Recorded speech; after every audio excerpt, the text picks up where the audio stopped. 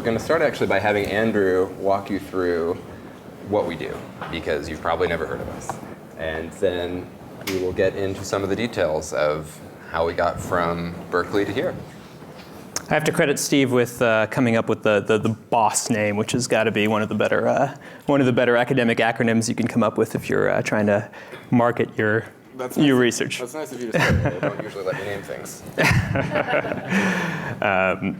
Cool. Well, maybe before we jump into telling you about Comfy, briefly, we both were doing PhDs here, working in David Culler's research group, so probably a similar background to many of you, so I think this will be exciting from that perspective, and we'll certainly tell you more about how this actually came about from the research we did. But to kick it off, Comfy is kind of our flagship product, and it's basically an app for all of us that work in office buildings to make us more productive, more comfortable, more efficient in our workplace. We've got a team now of 25 folks who are working on this.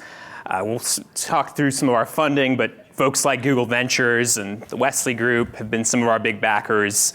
We have advisors from Nest, from CBRE, from Cisco. So really unique set of folks who come together to make this all possible. We'll certainly tell you also about how this actually formed. It really happened right here on campus with a couple of folks from different disciplines. But before I go there, why buildings? Why this area? What are we actually doing here? So when we started this, we saw that there were a couple of trends that were driving the way the world was going next. This is both the fact that as of this year, millennials are now over half of the workforce out there. This is the fact that most of us, in a corporate environment at least, are now increasingly bringing our smartphones to work. And we're used to, within our smartphones, being able to control everything around us, right? Think of requesting an Uber through an app. Think of ordering food on your phone, doing your online shopping, et cetera. This is all just second nature to all of us. And then if you think of office buildings and how we actually work today, that's actually changing as well. Increasingly, in the corporate world, you can work anywhere you want. You don't have to sit in the office. You have choice over where you're actually working physically. Are you at your desk? Are you moving about? And increasingly, companies are sort of squeezing people into smaller and smaller spaces. So we saw all of those trends, and we realized that this means that people have a changing set of expectations about how they work, which is not being reflected by their offices. Right? This is probably familiar to many of us, all the myriad of pain points that you typically face. Right? An office today is basically a box that is dumb, frankly. It doesn't know who you are. It doesn't do very much to make us comfortable. Even in this room, we're probably feeling stuffy right now or will be soon, and the building likely doesn't even know that we're in here, much less how many of us are here or what we actually like. So the opportunity we really saw was to address productivity in the workforce from kind of a physical perspective. If you think of productivity today, or productivity software in particular today, you're likely thinking of things like Slack or Microsoft Office or your email. That's traditionally what productivity has looked like. But the observation here is that productivity is just as important in your physical surroundings. And so our vision was that from the moment you walk into a corporate office building, that space should know who you are, should be constantly adjusting to make you as efficient as you can be, and helping you throughout the day. And so what does that really mean? In practice, we chose to start with one of the most universal, basic pain points that people face today: temperature.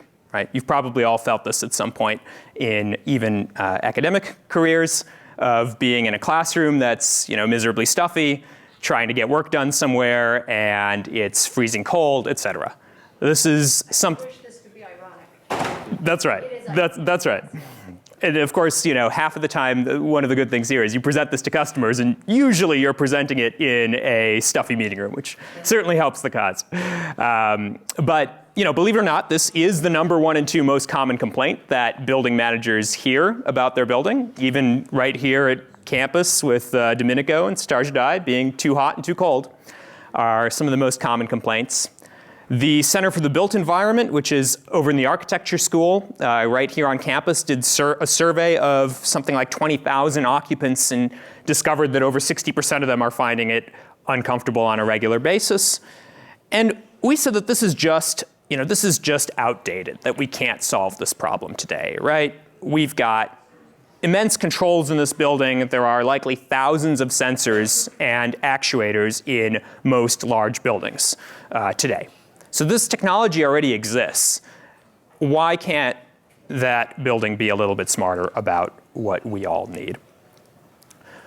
And so that's where we started. That was the first problem we solved with Comfy, our flagship product. So what this really looks like to all of us as users is a smartphone app that you can download in the App Store, which when you log in with a corporate email account, or actually for all of you, even your Berkeley accounts, gets you into our installation here at Satarjadai Hall. So I encourage you to all try it out sometime. Is it just Satarjadai? It's just Satarjadai right now. So if you're ever in Satarjadai, you can log in with your Berkeley email and use Comfy in that building. But essentially, once you're logged in, you have 3 really simple buttons. Do you want it warmer? Do you want it cooler? Are you comfortable right here, right now? And if I were to go in here and hit one of these buttons, I would get a blast of cool air in this space, for example, within about 30 seconds. So you can actually control your physical surroundings. And that's kind of the wow moment of this, is that this is the Uber-like moment of hitting a button and having the building react to you. Now, there's a lot more that happens here behind the scenes. That's the smartphone version. This is showing you a little bit of what you would see on a laptop. One of the things we're able to do here is, with all that data, we can actually run your building more efficiently, because now we know when are people coming and going. Is this room ever occupied at 6 in the morning? Probably not. I hope not. And yet, for most buildings, they would be conditioning the entire space from 6 a.m. to 6 p.m. or 7 p.m. and keeping it a flat 70 degrees throughout the day, being a huge waste of energy. So once we have this additional little bit of information of knowing what you like, where you are, and where you are, we can actually be far, far more intelligent and efficient. And so that you can see a little bit of in this comfort preferences area, where we actually apply machine learning on the back end of this to learn a personal profile for you, which is pretty nuanced. We can actually pick up things like, on a hot, sunny day, when you're sitting by the windows, you need it to be 67 degrees. But in the afternoon, the sun moves around to the other side of the building, and then you actually need a little warmer because you're always freezing cold. Patterns like that would be pretty much impossible for a human being to both pick up on and encode in the system are basically happening automatically behind the scenes within Comfy. So it's a little flavor of what Comfy does today. We found this to have sort of 4 key elements to it. This idea of really taking something that's complicated and not obvious to end users and making it extremely elegant and simple. We joke for a long time that this is 3 buttons on a website. That's all we make. And that's deceptively simple on purpose, because that's the way we want to present it, so that it's that easy to the end user and hide all of the complexity behind the scenes. This idea that you have an immediate response, I think, is really key, and it's part of the reason we actually get usage of upwards of 70% of all occupants in our customer sites. And the machine learning I already mentioned of being the core back end to this. So over the last couple of years of actually doing this, we've been able to sell Comfy to a number of large corporate customers. This is a handful of our actual customer set that I'm allowed to share, but big tech companies like Google, like Infosys, like WeWork are current customers of this and are using this in their own campuses. And really what gets these folks most excited is the fact that it impacts their employees, their sort of 90% of their operating expenses.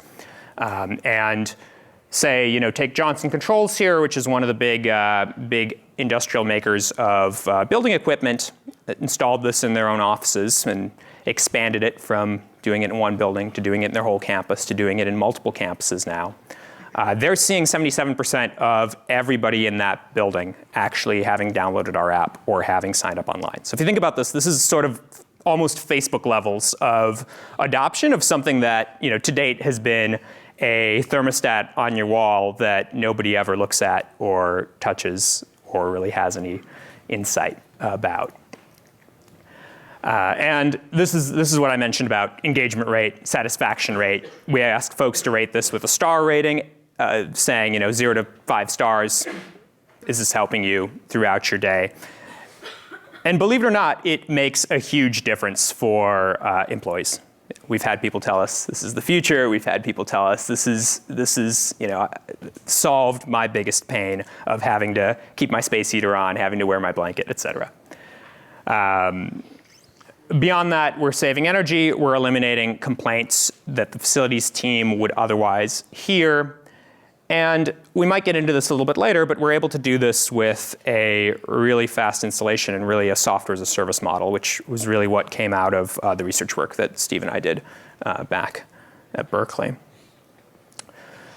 And last slide on product, where we're going next. Now, temperature is really just the first piece of this. It's an important problem because it's one we all face and are probably facing right now, but it's only one facet of what you feel in the building. So what we're busy doing right now is actually building a collection of companies that we're working with to expand this to all the different controls and all the different facets of how we experience our offices. So really, I see this as a greenfield opportunity to do what's been so hard in the smart home space of wanting to have a unified app, a unified experience, so that your cell phone really is the remote control for your environment, solving everything from how you get into the space through how you manage it and how you affect your comfort and productivity there. So that's a flavor of where we're going with this, and we're certainly happy to tell you more as we go through.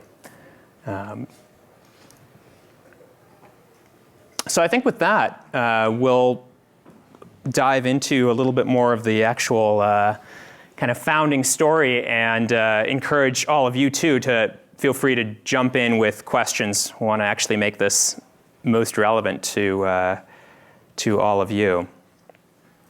Sure, I see one already.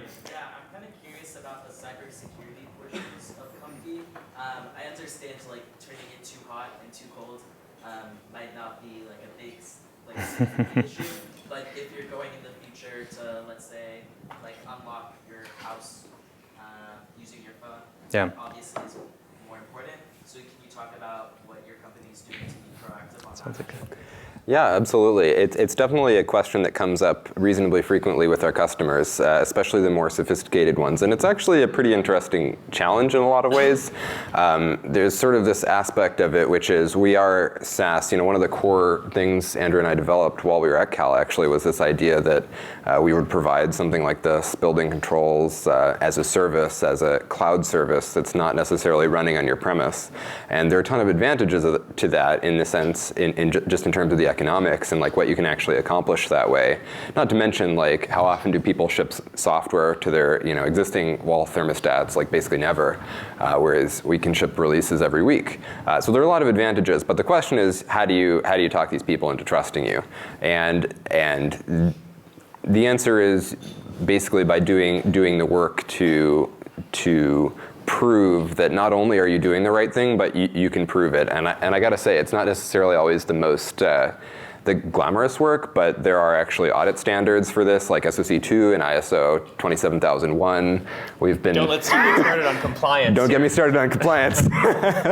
But yeah, I think the answer is you start with sort of a robust architecture, and then you build an internal security program around it, and sort of the controls that you need to demonstrate to your clients that you are secure and you're sort of trustworthy.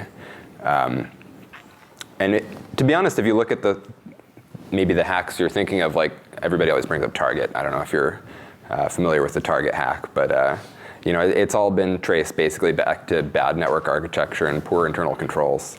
And we actually think that by moving things to the cloud, you can actually improve security, because the alternative is basically having an unmonitored, unmaintained, unanalyzed system in somebody's basement.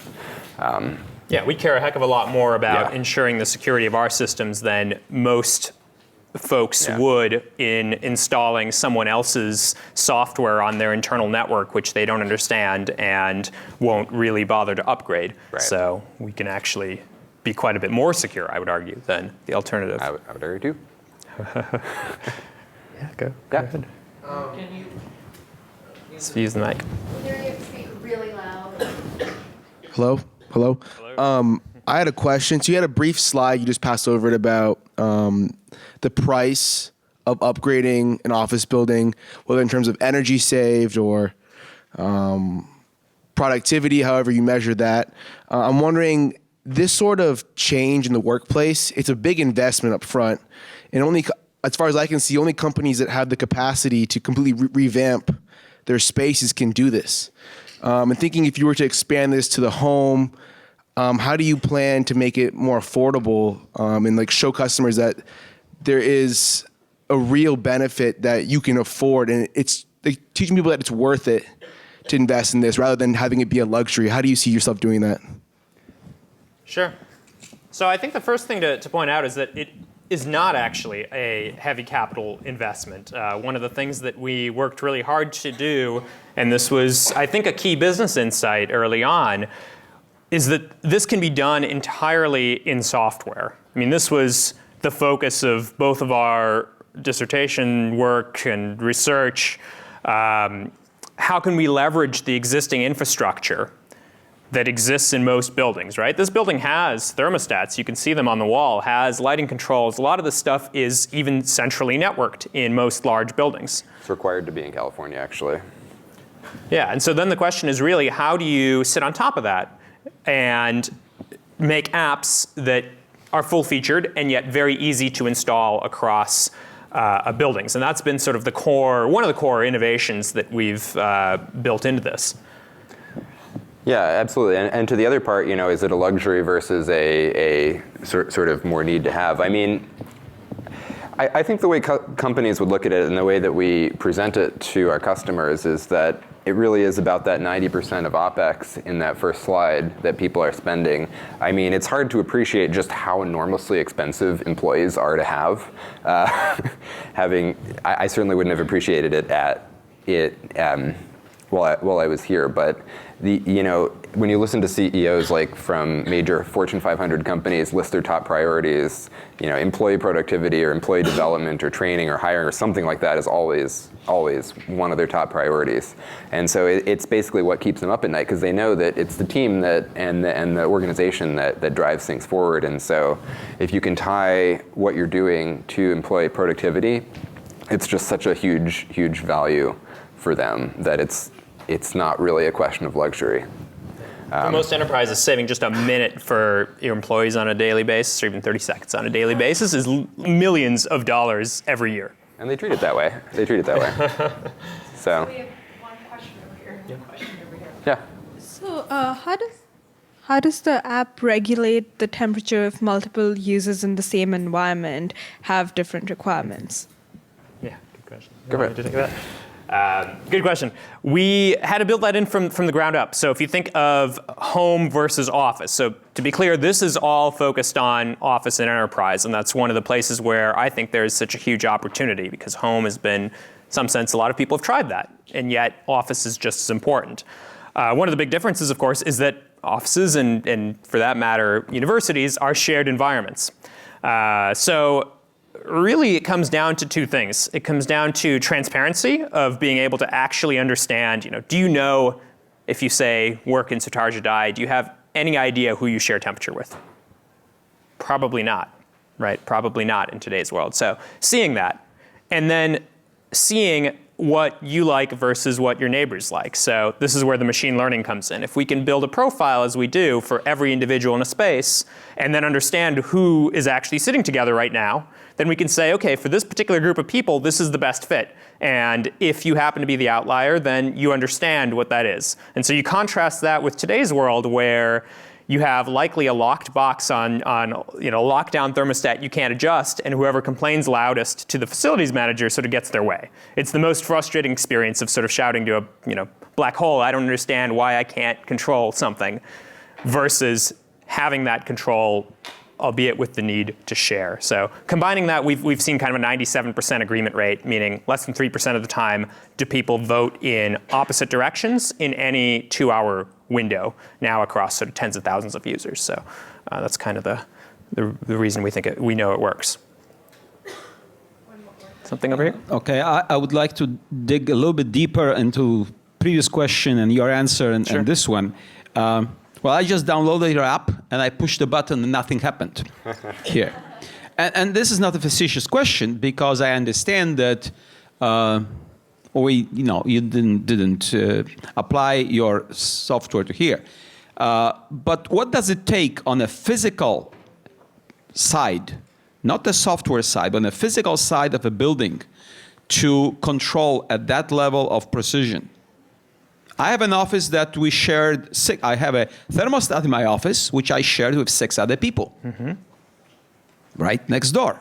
And it doesn't work. So I'm asking simply, what is needed in this building, to be able to control it this way, physically? Yeah, absolutely. Well, I mean, for starters, if you press the button in here, it's not actually active in this room. So maybe we just, blasted somewhere and Sudar should die. But in terms of what we look for mechanically, we generally look at, what we tell the sales team is 2 things. We need VAV systems and BACnet integration. And we can work with other system types. So basically what that's saying is we need a zoned system that's individually controllable down to reasonably fine granularity. Due to some of the features we built in, like Andrew was just talking about for sharing, the bigger you can work with larger zones, but generally the more granular the better. In California, they're actually regulated to be under 2,000 square feet. So it's not all HVAC systems. Actually, UC campus, one of the reasons we're not on the rest of campus is they have a lot of really old systems that aren't adjustable at the zone level. So what's the percentage of existing commercial buildings meet those requirements? No, that's a great question, and that's absolutely something, to the broader point of what does it take to get funded. Undoubtedly, that is one of the first questions we have to answer. The good news is there's a really nice data set out of the DOE that specifies exactly this. The Commercial Building Energy Survey is what it's called. And so if you look at that, it's a really interesting breakdown. You have in the United States about 90% of buildings by count are tiny buildings. And not surprising, right? There's a ton of Starbucks, a ton of McDonald's-sized buildings in the world. But if you look at square footage, it's roughly evenly split between the total footprint of buildings less than 50,000 square feet and the total footprint of buildings over 50,000 square feet. The reason this is important for us is we target the over 50,000 square foot portion. Within the over 50,000 square foot portion, 80% of buildings as of 2013 have the required digital and mechanical systems to install Comfy. So that's really the story here, is we target office buildings, we target large office buildings, and we tend to target big corporate customers. That's really the key market segment that we've identified. And that's billions of square feet, and certainly for us, billions of potential ARR on the business side. Yeah. Sorry. So I was curious about the actual story from you guys going to Cal to where you are now. Good question. Yeah. Good question. Yeah, let me actually, we decided to have some fun with this and share a little bit of what our old offices used to look like as a way of telling you about how the company evolved here. So I don't know, Steve, you want to speak to this? Sure. I think we're on office number 3 now. 4? 4 now? 4 now. So this is office number 0 here, which is to say it was the bottom half of this house down by Cedar Rose Park. If you guys are familiar, Andrew and I were both grad students in David Culler's group, like we probably briefly mentioned at the beginning, working down there, and moved in 2011, 2012, Yeah, 2011. Something like that. So this was actually a great deal. I kind of wish we'd hung on to it, rented to somebody else. But yeah, we really we did the incorporation paperwork in June 2012. You know, well, I guess you can't see the table that we did it on here, but it's looking reasonably clean, I'd say. Yeah, and that was really based on some work Andrew had done. Did some business plan competitions that I'm sure he could tell you about. I had started to pull some of the software infrastructure together and sort of productize it a little bit more. And we had lined up some of our initial customers who was our first paying customer. It was back then. Might have even been Google. Google was might have been definitely one of the Google, very yeah. early ones that we convinced to come on board. Yeah, I think the motivation was in part to, both of us had been working on this. We wanted to actually see some facet of what we're doing here at Cal come reach the broader world, right? As a graduate student, you're so often writing papers and publishing them, and that's gratifying, but what about the last mile, right? What about from paper to actually impacting how people live out there in the world today? You know, for me at least, that was always the sort of biggest motivation of how do you get out into the real world as opposed to being kind of in some smaller part of it. And I think we certainly also had the sense maybe that, in particular with this application and vertical, you know, if we didn't pick it up and run with it, you know, it was going to remain sort of a greenfield opportunity. So we both absolutely believed in the opportunity, but that a lot of things sort of structurally about the industry are challenged by this. And so, you know, we sort of felt like we would really have to pioneer both the technology and the business model as we developed it. Also, as a fun anecdote, the product at that time was called thisroom.is, which confused the heck out of people, it turns out. It was a little too cute for its own good. I didn't name that one.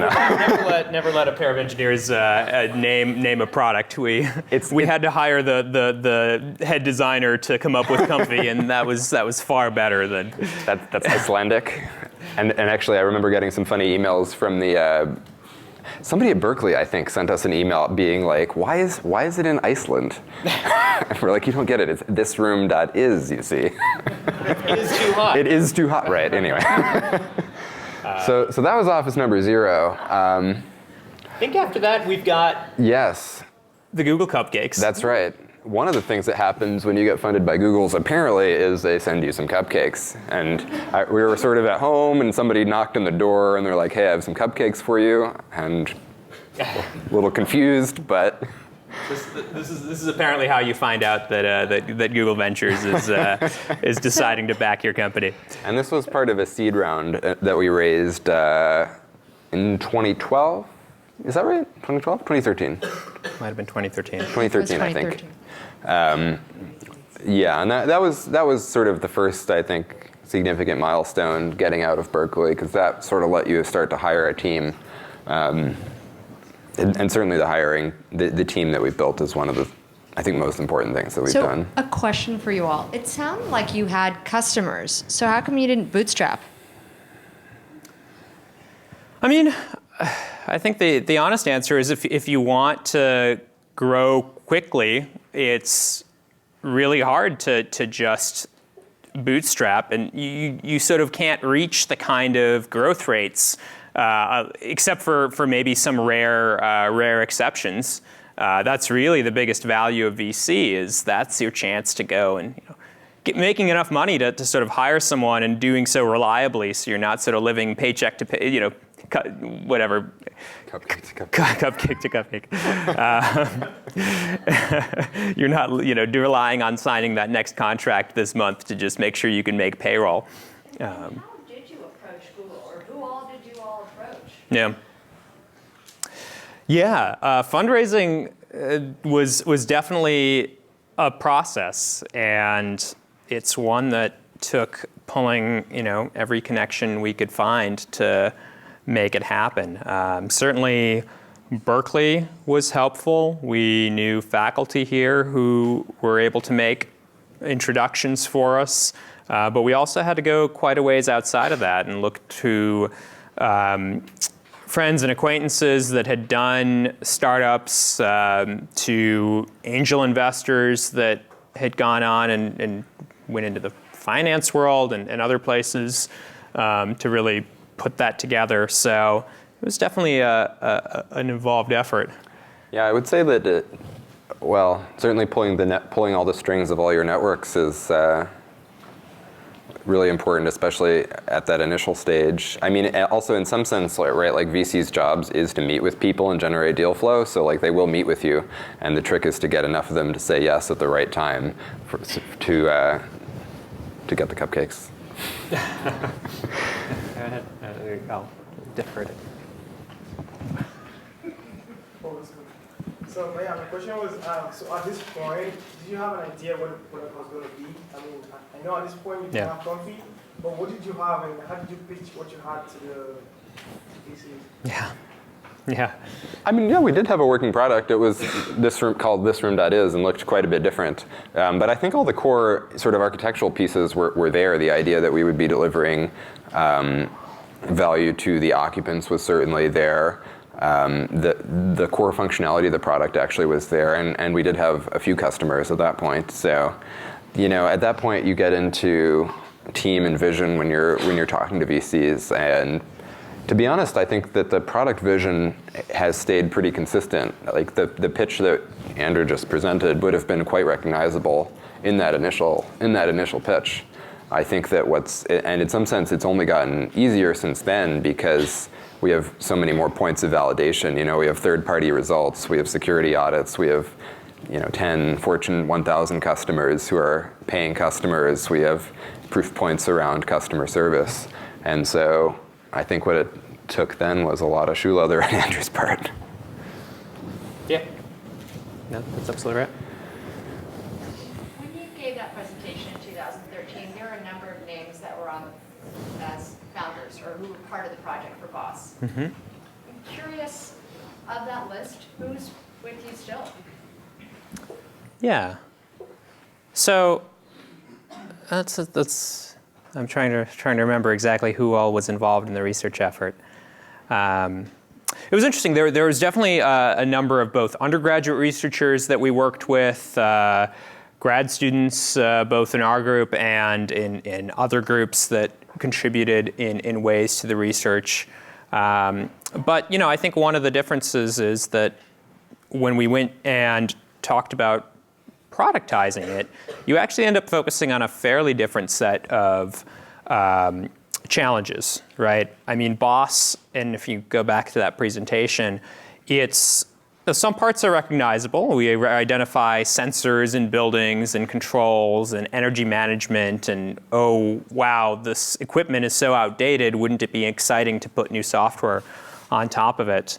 But I think that still actually ends up being pretty far from what it took to actually get to the product stage of this, which is much more about what can you sell, how do you define the value propositions, how do you make something that's really simple that is easy to understand, actually can be sold and scalable, not in the theoretical sense of this software is general, but in the very practical sense of I can install this in a building, I can ship you a little box that you can plug in with an Ethernet cable and get your building up and running with Comfy, and then I can do that tomorrow with the next building, and I can do it in India without having to fly there. All of those sorts of challenges are kind of what we ended up focusing on, and so really, Steve and I were the ones that put that together and that led that within the company. Do you want to go to after no outlet? Yeah. Office number 1. Office number 1. That sounds real. Yeah. So fond memories of this one.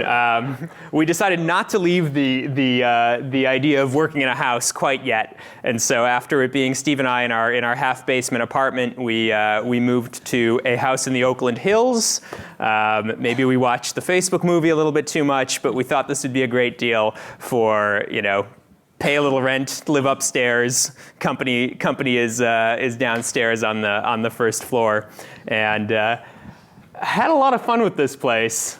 It hired, first employees joined us in this office after a little bit of trepidation about making sure this was going to be a true work environment, which we were very careful to make sure it was. But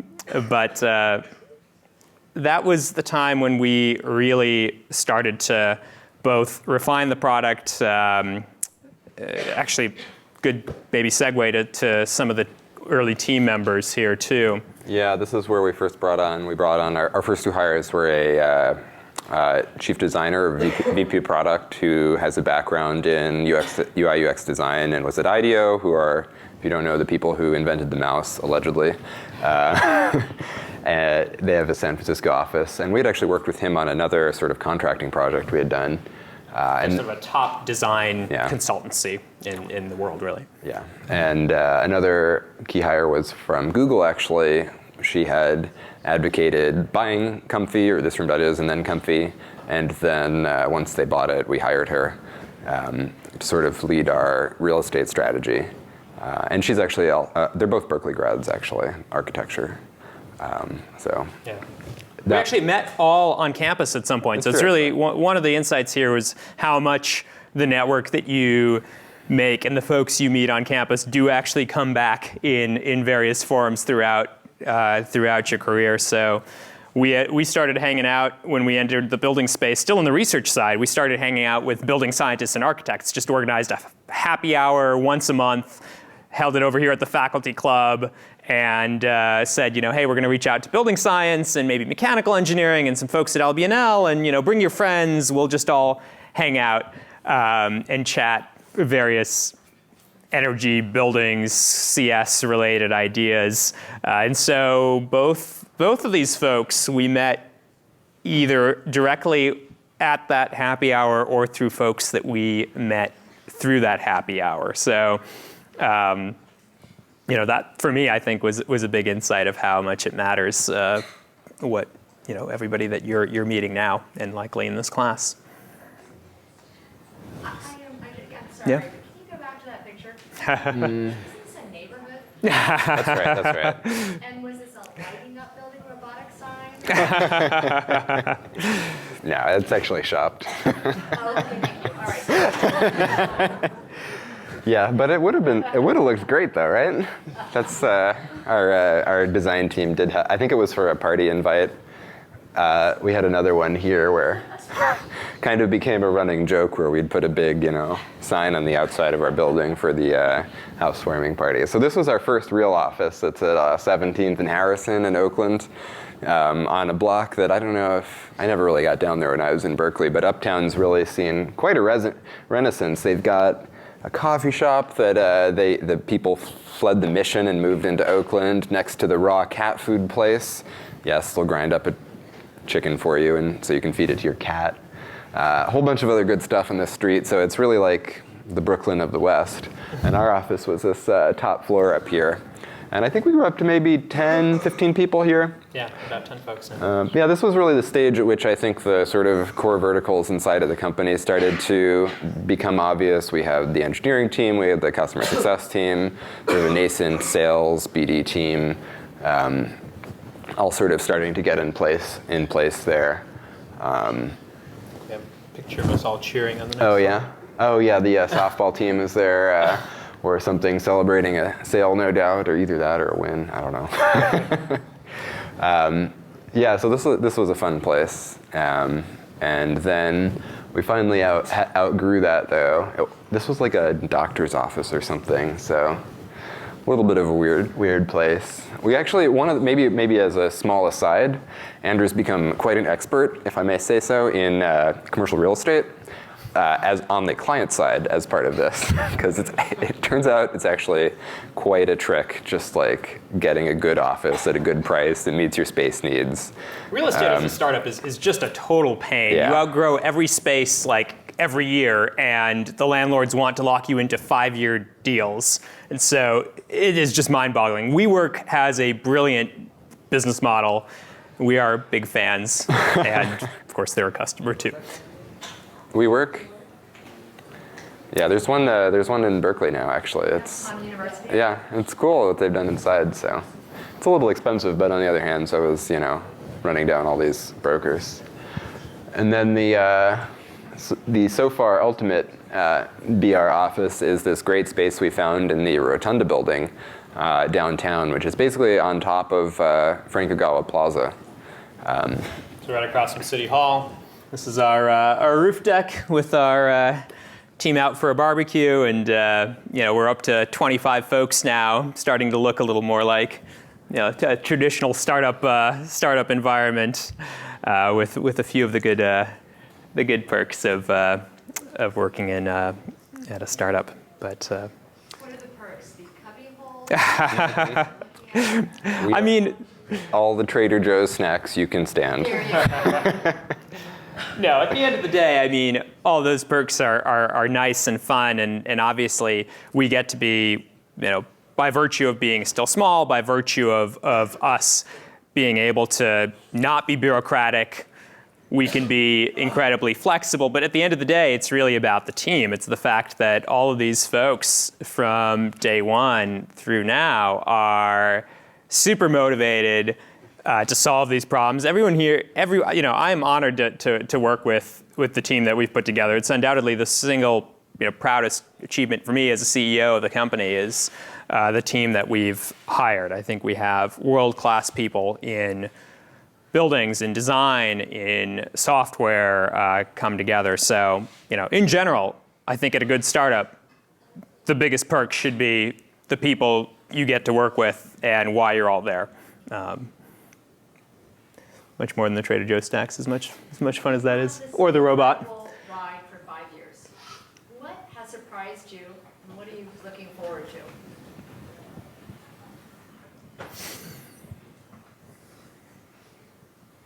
I don't know. Surprises? Surprises. Doesn't have to be a good one. Well, the real estate thing was a surprise. Yeah, I'm not. You come prepared for the unexpected in this sort of thing. I don't think you come in with a prototype of what you think it's ultimately going to look like. Undoubtedly, there's it's a share of anxiety and excitement that comes along the way, and I think that's expected in any startup.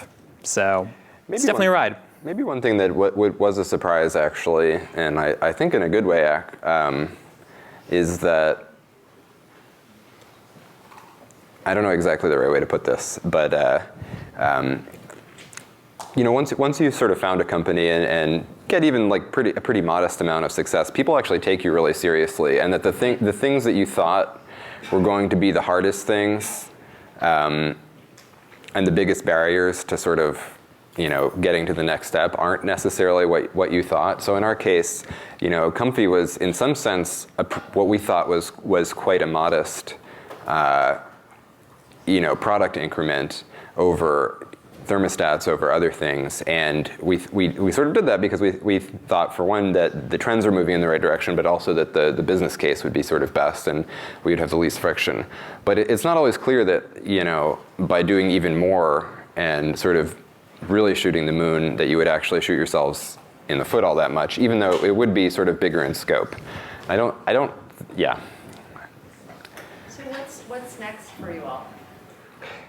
Well, I think now actually we actually have a really nicely sort of well-defined vision, and having figured out in a lot of senses how to build the team and how to execute a lot on the business side.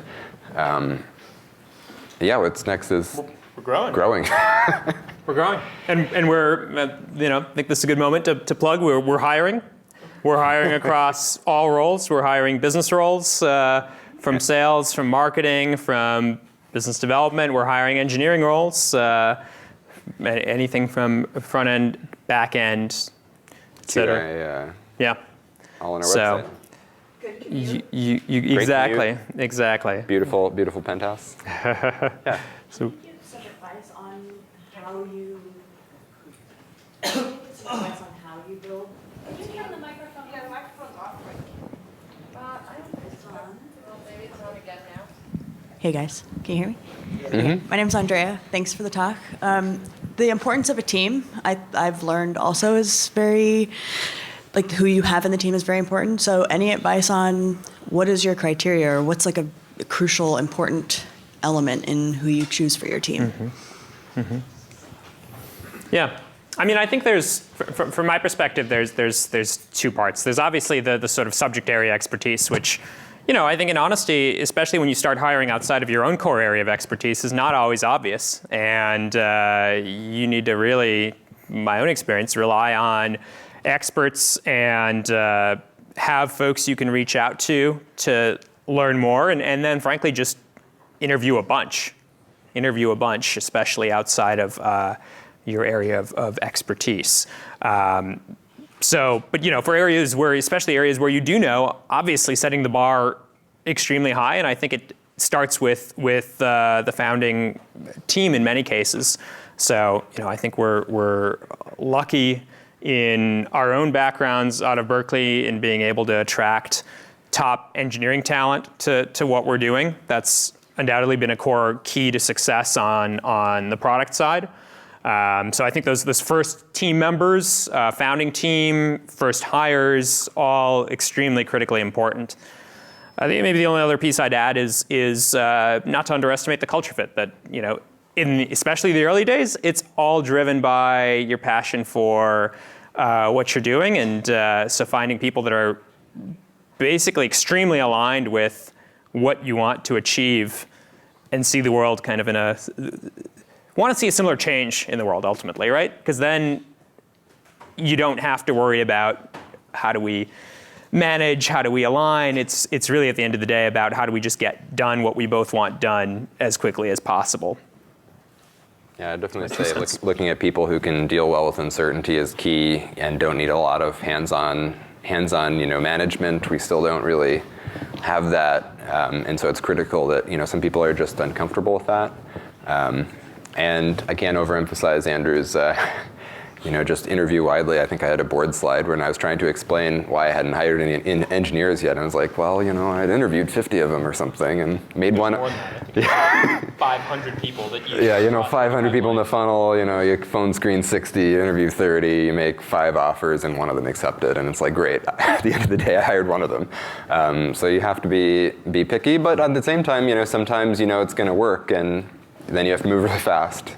We hired a colleague of Andrew's, she was at Amazon for a couple of years, and we thought we could get her and just make it happen and do what you got to do to get them. I think we'll have one more question, and would you all stay for a little bit if students have one-off questions? Okay, of course. Are there certain types of employees that are drawn to a startup in all areas? So I could see maybe that some would love to come and take a risk. They don't know if you're going to be in existence in 2 years. Others love IBM and the stability of the massive corporation. So how does that work in who you attract and who wants to stay? Yeah. I mean, I think that the most attractive part of working for a startup, besides colleagues that are extremely motivated, extremely bright, is the level of responsibility, right? I mean, literally every additional hire in the early days gets to help set the direction. This is part of the reason why it's so important and it's so hard to hire, is because, it isn't a ship being steered exclusively by me or by Steve saying this is exactly what we're going to do. It actually gets changed by every additional person that we're bringing on. And so the people who want to see that, who want to have that responsibility, want to have, frankly, the ability to grow in their own careers very rapidly, are the folks that I think are usually not only the best employees in general, but also the ones that are drawn to startups. So that's works really well. Absolutely. I want to make sure you don't have any more fun pictures. No, I think this is actually the last slide. You got up to exactly what we look like today and where we are. So that's in fact the end. I just want to congratulate you all and thank you so much for so openly sharing everything with us today and for staying for a few minutes. So thank you.